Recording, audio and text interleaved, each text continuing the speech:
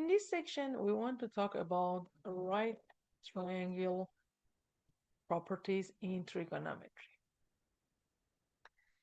Before we start talking about the right triangle properties, we want to get familiar with all trigonometric functions.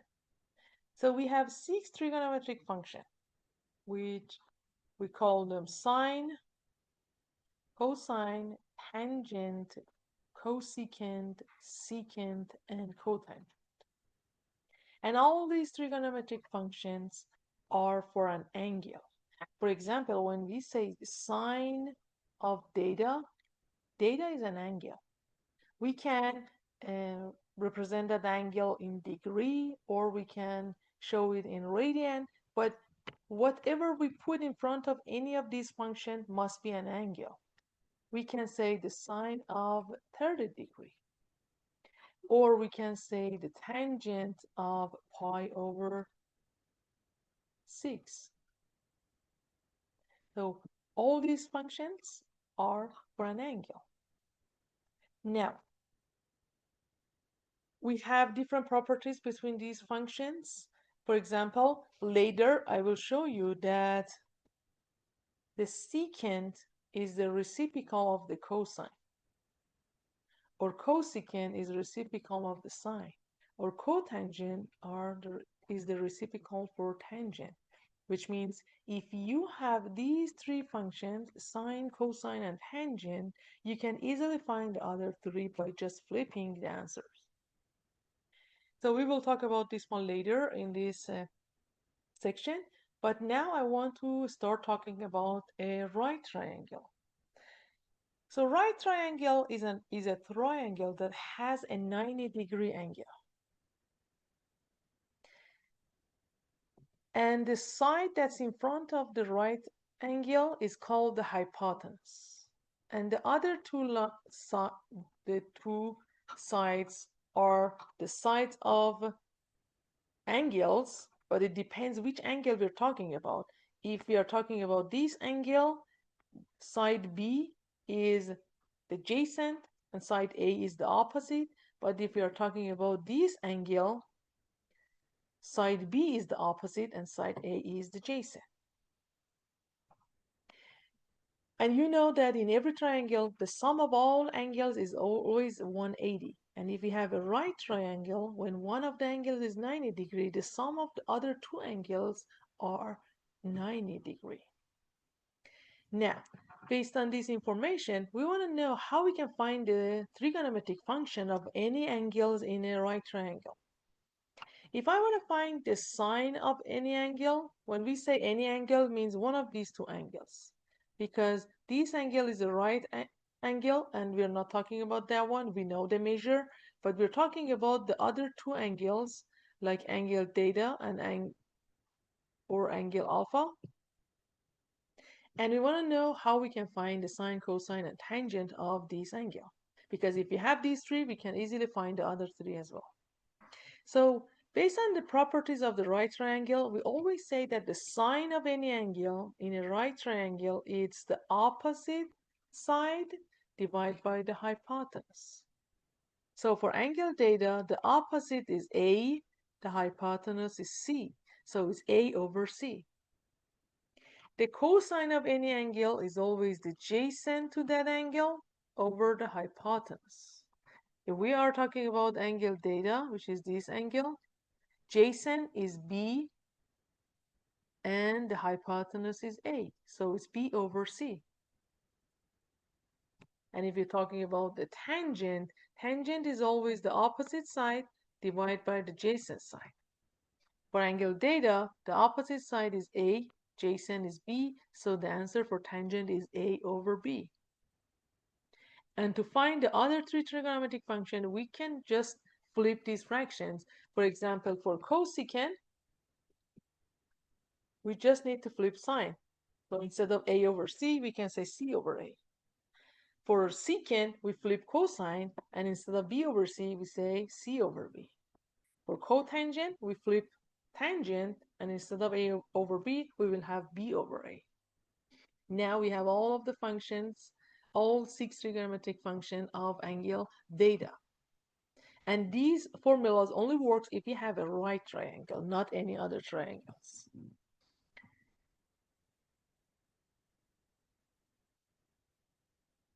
And if this is uh, the way of remembering all this formula, which we call it SOHCAHTOA. So you may have heard about this one during the high school. So means for the sine, you need the opposite over hypotenuse. Ka means cosine is opposite, it is adjacent over hypotenuse. And toa means tangent is opposite over adjacent. If that helps you, you can use this one to remember all this formula. Because if you know these three, that means you have all 6 functions. Let's look at an example. It said find the value of the 6 trigonometric functions in this figure. So we have a right triangle. One side is 3, one side is 4. We don't know the length of the hypotenuse, and we want to find all trigonometric function for angle theta. So to find the trigonometric function for every angle, first we need to have all 3 sides.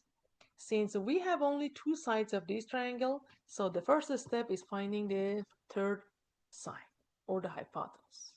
And since we have a right triangle, we can use the Pythagorean theorem. And based on the Pythagorean theorem, we say c squared is always equal to a squared plus b squared, which means 3 squared plus 4 squared, it's 9 plus 16, which is 25. And if we take the square root from both sides, we find that the c must be equal 5.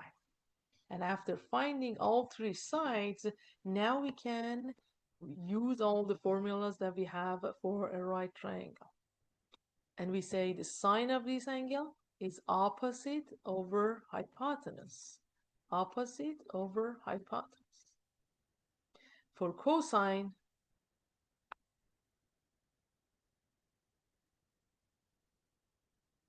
we always say the adjacent over hypotenuse. Since the angle is this angle, the adjacent is this side, which is b over c, and which is 4 over 5.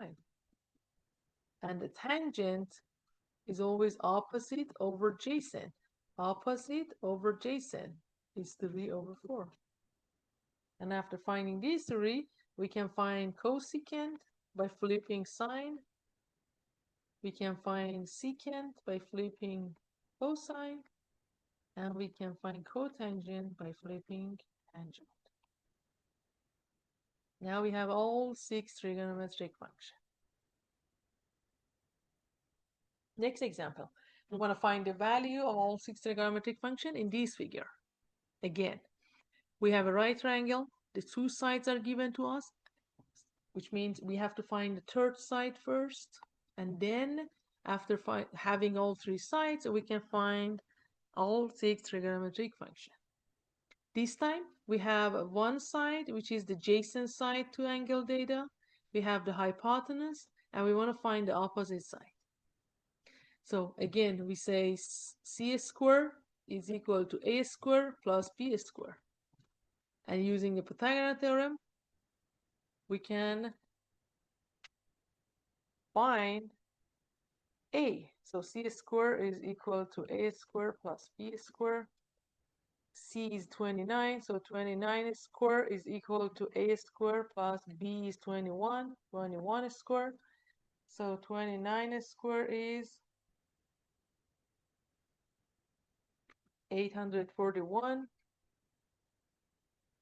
and 21 squared is 441. To find a squared, we need to subtract 441 because we want to isolate a squared. And now we have a squared, which is equal to 400. And if we take a square root from the both sides, we find that a must be equal to 20. Okay, after finding this side, now we have all 3 sides. We can apply those properties for every right triangle, which means the sine of theta is the opposite over hypotenuse. That's my angle. So opposite is 20. Hypotenuse is 29. For cosine, we need to have adjacent divided by hypotenuse. Adjacent for angle theta is b, which is 21, over hypotenuse, which is 29. And the tangent, which is opposite, over adjacent. Opposite is 20, adjacent is 21. And the other three is coming by finding the reciprocal or flipping these fractions. So cosecant is 29 over 20. Secant is 29 over 21. And cotangent is 21 over 20. Now I have all 6 trigonometric functions.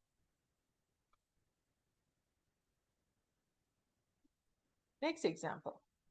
It says if C is equal to 10, angle A is 30 degrees, find A, B, and B. When we have lowercase letters, means it's side, and if we have uppercase, means it's an angle. We always shows angles with the uppercase letter, like A, B, and C, and we show the sides by lowercase letters A, B, and C. But remember, when we have angle A here, the opposite is always side A. For angle B, the opposite side is side B. For angle C, the opposite side is side C. Okay, now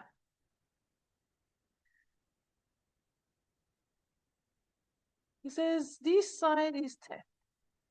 Angle A is 30 degrees. We want to find side A. Okay, for finding this side, what we can do? We need to find side A, side B, and angle B. So right now, finding angle B is the easiest one. Why? Because we know the sum of all 3 angles is always 180. If this angle is 90 degree and the other angle is 30 degree, and if we add them together, they add up to 120, which means the angle B must be 180 minus 120, which is 60 degree. So I have angle B, which is 60 degree right now. Now, after having all 3 angles, now it's time to find all 3 sides. We only have the hypotenuse, and we are trying to find the other 2 sides. So to find side A,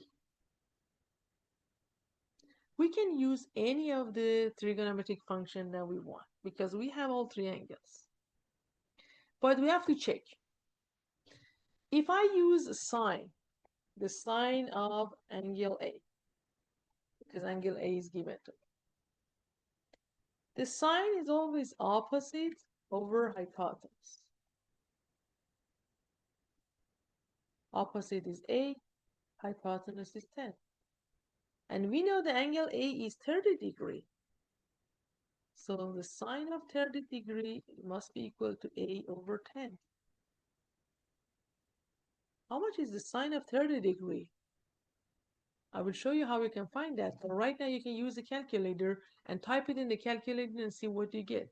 And the sine of 30 degree is 1/2 or 0.5. And if I put 1/2 there or 0.5 there, to find A, you just need to multiply across. A times 1, which is A, 10 times 0.5. So the answer is 5. So A is equal to 5. Now, after finding this side, it's time to find the third side. Can I use the trigonometric function for angle 30? Yes. For 60? Yes. Can I use the Pythagorean theorem? Yes. There are different ways that you can find the third side. You can use the Pythagorean theorem and just write it down, 10 squared equal to 5 squared plus b squared, and find b. Or like what we did here for sine A, you can, for example, use cosine A or tangent A, and then using the calculator for the cosine or tangent of the 30-degree angle, find the side B. Exactly the same as how we found side A. But I prefer right now to use a Pythagorean theorem. So 10 squared is 100, 5 squared is 25, plus B squared, subtract 25 from the both sides. So B squared must be equal to 75. And now we need to take the square root from the both sides, which means B must be equal to the square root of 75. 75 is not a perfect square, so it means we cannot get rid of the radical. But we can simplify as much as we can. If 70, we can rewrite 75 as 5 times. Let's see if we can do anything for this part. So if I divide 75 by 5, we get 15. Is 5 times 15. 15 is 5 times 3. And now, when we have 2 of a kind, since that's a square root, we can bring it out. So 1 5 can be out, but 3 doesn't have any other of a kind. So we stay under the radical, and the answer is 5 root 3. And that's the final answer for side B. But when you're answering question, you need to make sure that they are asking you to just keep it in radical, or they're asking you to write it in decimal. Because if they ask you to round your answer in 2 decimal digit or 3 decimal digit, you need to use calculator and find the square root of 3 and see what you get. You need to find the square root of 75 actually.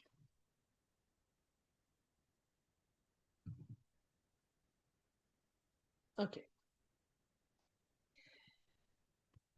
We have some special angles.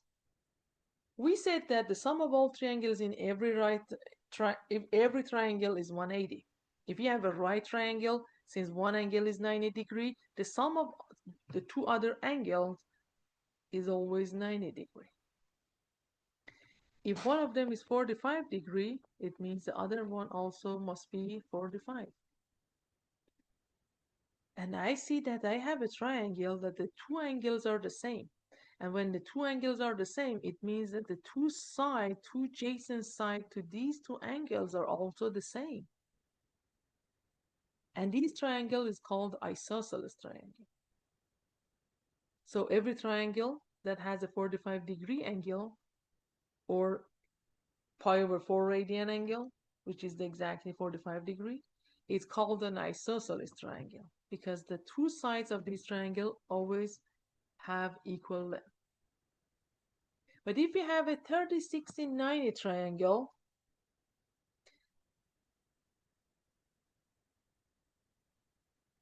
we always know that the side which is opposite to the 30-degree angle is half of the measure of the hypotenuse. So as you see in this picture, if a hypotenuse is 2, the side that's in front of the 30-degree angle is half of 2, which is 1. That's a rule. And that works for every right triangle that has a 30, 60, 90 angle.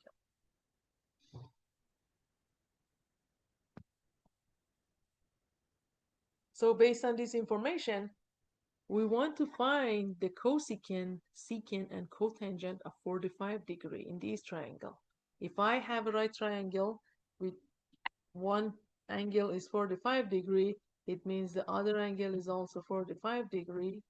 And if the side, the adjacent side to this angle is 1, since we have an isosceles triangle, this side is also 1. And if I have 2 sides 1, by using the Pythagorean theorem, I can find that the hypotenuse must be root 2. Now, by knowing this information, I want to find the secant and cosecant of 45 degrees. But to find secant and cosecant, I always find sine and cosine. So how we can find the sine of 45 degrees? So we always know that the sine of a 45 degree is always opposite over hypotenuse. 1 over square root of 2. So the cosine of 45 degree is always adjacent over hypotenuse, which is again 1 over square root of 2. The tangent of 45 degree is always opposite over adjacent. And it's 1 over 1, which is 1. This information is for, you know, for, that's for all 45-degree angles, not only the 45-degree angles in a right triangle. So since now, whenever we face a 45-degree angle, we know that the sine of 45 degrees is always 1 over square root of 2. We know that the tangent of 45 is always 1, no matter where do we face the 45-degree angle. And now by having this information, we can flip these fractions and find cosecant, secant, and the cotangent. But something that you need to know when you're finding sine, cosine, or other trigonometric function of angles, every time you have a radical at the bottom of a fraction, you need to rationalize that fraction. And the rationalize means do something to remove the radical from the denominator. We cannot keep the radical on the denominator. So what we can do here, we need to multiply by the same radical as the denominator. We have a square root of 2, so we need to multiply by the square root of 2, and the same for the top. We have to keep it the same. And if we multiply the numerators together and denominators together, we get the 1 times the square root of 2, which is the square root of 2. And for the denominator, the square root of 2 times the square root of 2 is the square root of 4, which is 2. Now you see there is no more radical at the denominator. And we do the same for the other one as well.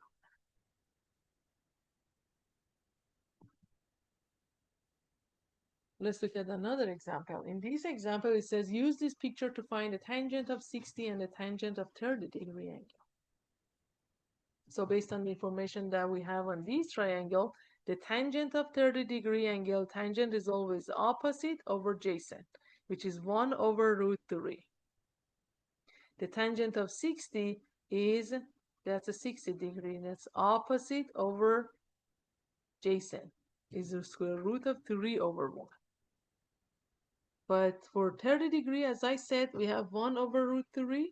We need to rationalize it, and then we get the square root of 3 divided by 3. This is how we find all trigonometric function for 30-degree angle, 45-degree angle, and a 60-degree angle. And later in this chapter, I will show you how you can use these 3 angles as a reference angle to find the trigonometric function for all other angles. So using these 3 angles, you can find the sine, cosine, and tangent of 150-degree angle, 225-degree angle, 135-degree angle, by just knowing the trigonometric function for these 3 angles. So make sure to memorize these 3 or have it as a table in front of you whenever working on the problem. These are the most important angles that we need to know, because all other angles can be found by having these 3 angles. And I only put sine, cosine, tangent on the table because I know that the cosecant is coming by flipping the sine, secant is coming by flipping the cosine, and the cotangent is just by flipping the tangent. If you want, you can just provide a complete table for all of the angles with all of the trigonometric functions. There are some identities for trigonometric function, which we're going to use them during, this semester. So the first one, as I said, is sine and cosecant are reciprocal of each other. That's why we call them reciprocal identities. That means the sine is 1 over cosecant, or cosecant is 1 over sine. It's just finding the reciprocal. We're just flipping them. Cosine and secant are reciprocal because cosine is 1 over secant, or secant is 1 over cosine. Tangent and cotangent are reciprocal because tangent is 1 over cotangent, or we can say cotangent is 1 over tangent. We have quotient identities, These are for finding the tangent and cotangent using sine and cosine. So we always know that the tangent of theta is equal to the sine of that angle divided by the cosine of that angle. For example, I can say the tangent of 30-degree angle is the sine of 30 divided by cosine of 30. And I have the information for 30-degree angle. If I divide these two, I get the tangent. For cotangent, since cotangent is the reciprocal by tangent, we just need to flip the tangent, or we can say cosine divided by sine. We also have three Pythagorean identities, which means for all angles, the sine square of any angle plus the cosine square of that same angle is always equal to 1. So you don't need to calculate. Sine square of 30 plus cosine square of 30 is always equal to 1. Sine square of 45 plus cosine square of 45 is always equal to 1. 1 plus tangent square is always equal to the secant square. 1 plus cotangent square is always equal to cosecant square.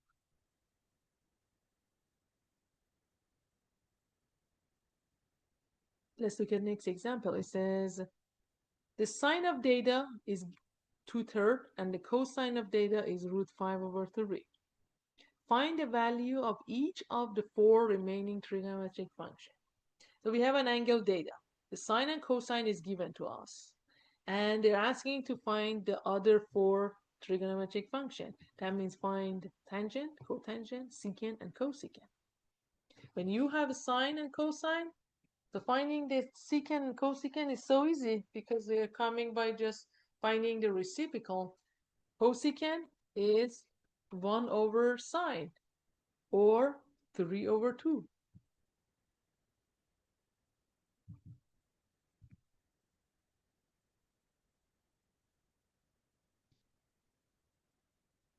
Yep, it's here. Secant is flipping the cosine, or flipping this one is 3/√5. But you know, we don't keep the radicals on the denominator. We need to rationalize that. To rationalize, we need to multiply the top and the bottom by √5, and then multiply the top by top and the denominator by the denominator. So we get 3√5 divided by 5. To find the tangent, we can use quotient identities and divide the sine by cosine. Divide 2/3 by √5/3. You can write that division in this form, or if it's confusing, you can write the division with the division notation. You can say 2/3 divided by √5/3. And whenever we have two fractions with the division in between, we can use the keep, flip, change rule. So keep the first fraction, flip the second fraction, and then change it to multiplication, and then multiply the numerators together, denominators together. So we get 6 over, we can cancel actually 3 by 3. So we have 2/5. There is a radical on the denominator. What should we do? Rationalize. And then that's the final answer that we get. For cotangent, we just need to flip the tangent. So you can use this and flip this one to find cotangent. But if you get the radical on the denominator, you need to rationalize it again. Or you can use this one, this fraction, the answer before rationalizing. And if you flip that one, you get √5/2, which doesn't need any rationalizing.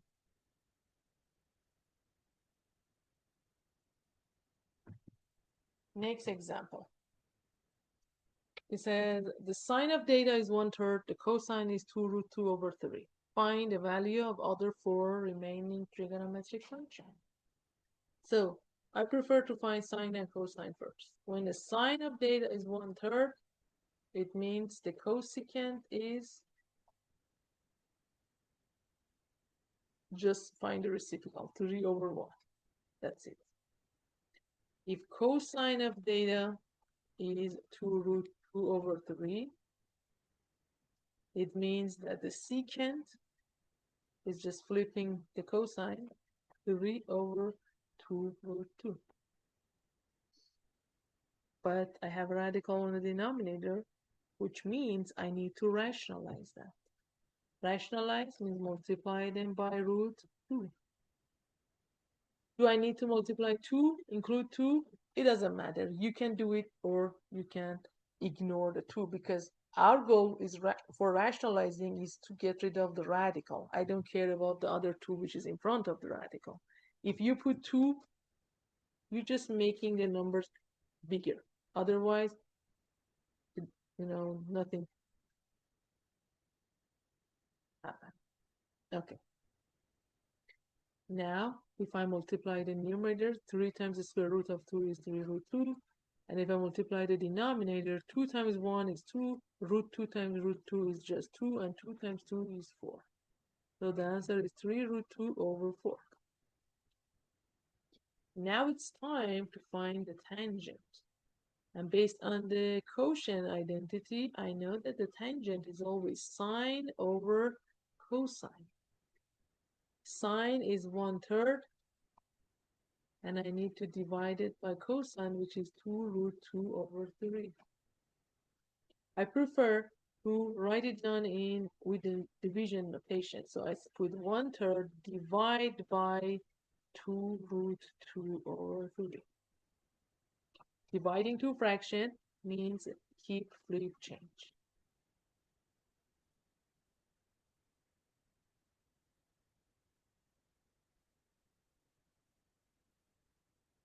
Okay. Now, can we simplify? Yes, we can cancel 3 by 3. And we only have 1 on top. And we have left with 2 root 2 on the denominator. Again, I have a radical on the denominator. It means I need to rationalize, multiply them by root 2. So the final answer is root 2 on top. I have a 2 here. And root 2 times root 2 is also 2. 2 times 2 is 4.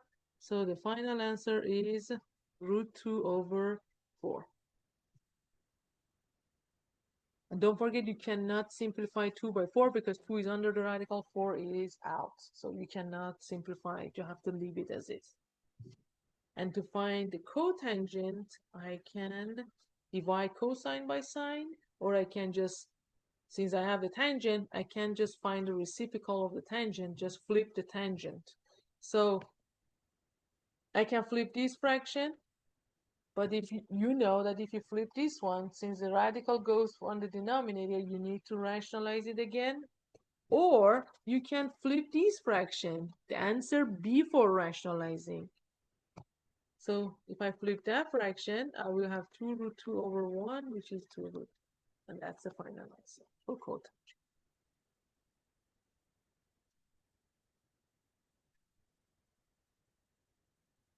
Next example, it says we have a sine of data which is 1/2 and the data is an acute angle.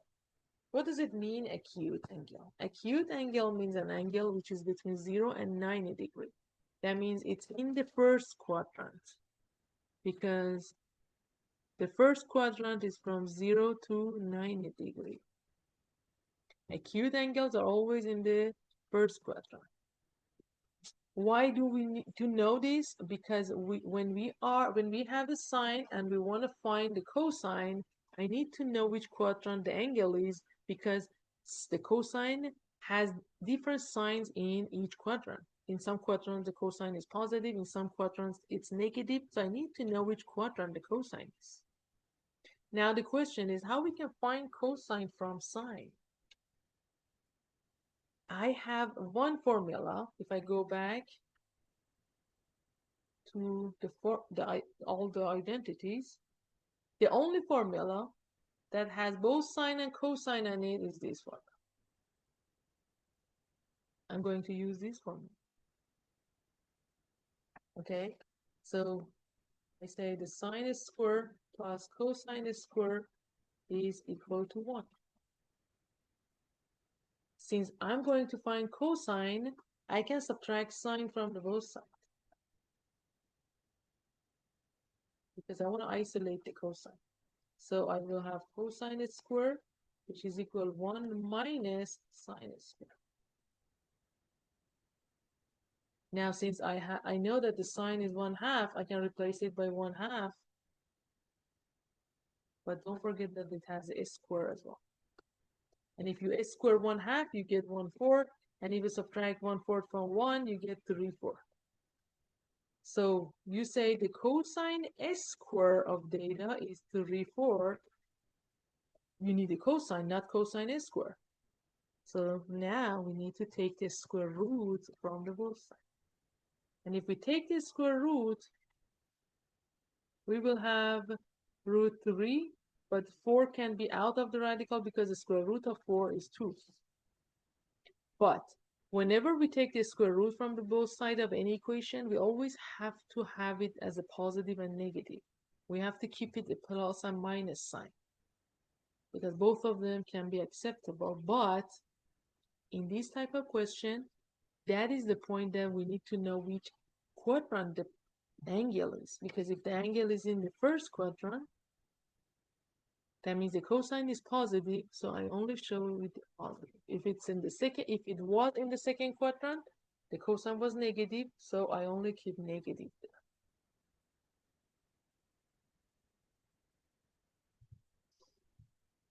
Okay.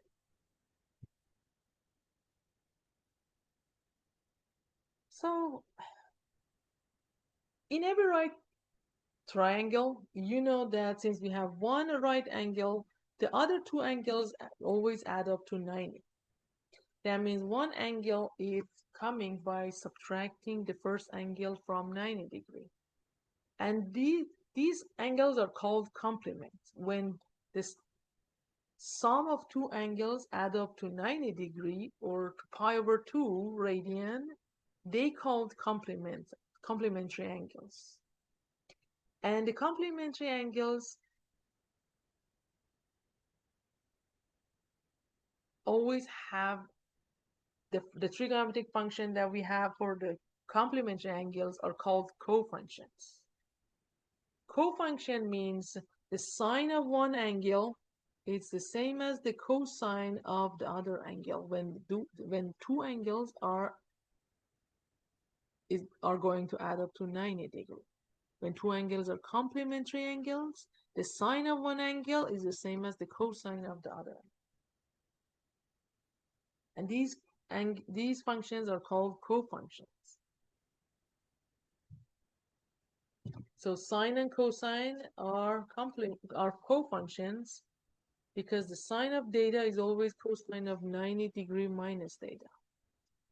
So if the angles are in degree, you always say 90 degrees minus that angle, but if the angles are in radian, you replace the 90 degrees with pi/2.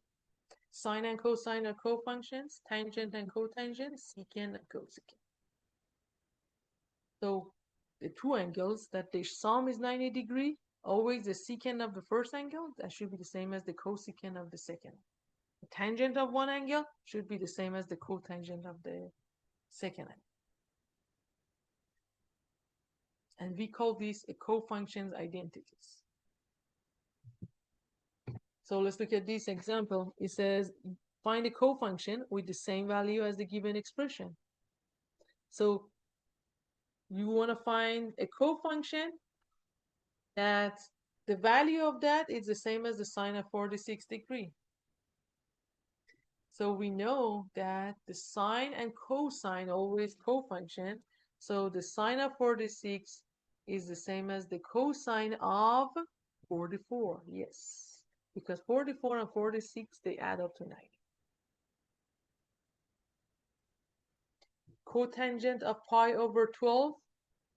Cotangent is cofunction with tangent. The tangent of what angle? We need to subtract this angle from 90 degrees or from pi/2 to see what angle we get. So pi/2, if you subtract it from pi/12, if you subtract it from pi/2 and find the common denominator, you will get 5 pi/12. So you say the cotangent of pi/12 is the same as the tangent of 5 pi/12 because tangent and cotangent are cofunctions. Now next part, what is the sine of 70 degrees? Sine is cofunction with 7 degrees, sorry. Sine is cofunction with cosine. But the cosine of 83 degree. 7 degree plus 83 degree add up to 90 degree.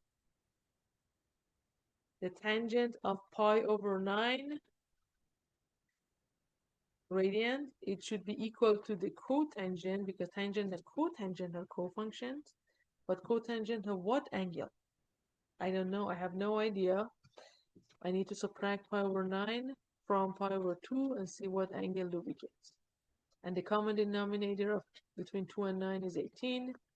2 times 9, pi times 9, 9 times 2, pi times 2, and 2 pi minus 9 pi minus 2 pi is 7 pi over 18. So the tangent of pi over 9, it's the same as cotangent of 7 pi over 18.